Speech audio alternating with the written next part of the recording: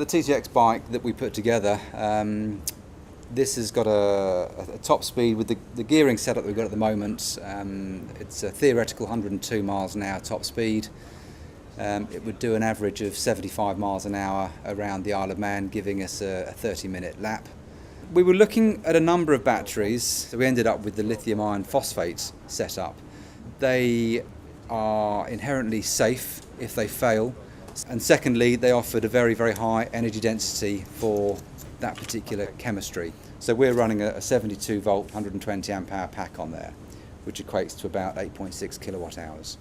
The motor we decided to use was an Agni motor, which was mainly because of its compact size and high power to weight ratio. Yeah, there's nothing on the back to pick up on. The gearbox was essential to give us the torque multiplication, so we had high speed and high acceleration rates. And there was the design really looked at a single gear for going uphill, so a very low ratio for going uphill, a direct drive for going along the flat, and then an overdrive for going down the hills.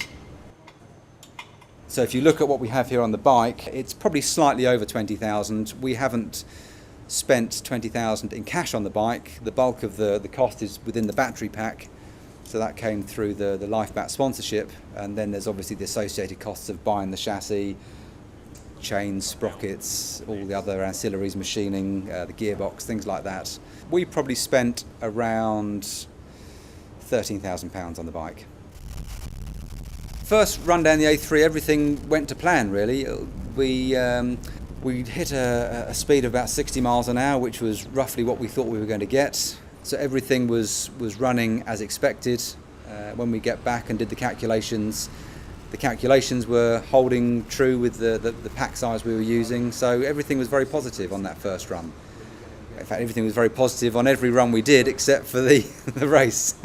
The most encouraging thing about this is, although we had some problems on the race day and it didn't actually complete the race, up until that point it did everything that the theory said it would do.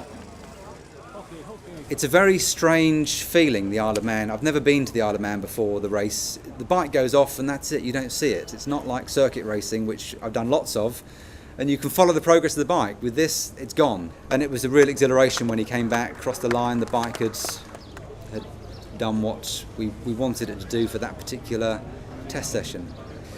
As it was on the race day itself, we had a motor failure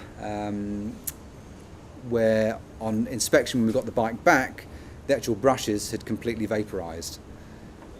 So that was the reason why the bike stopped. I think it was about 6 miles into the race, which was a bit of a shame, no fairy tale ending, but you know, when you're racing and pushing everything to the limit, sometimes you find the problems.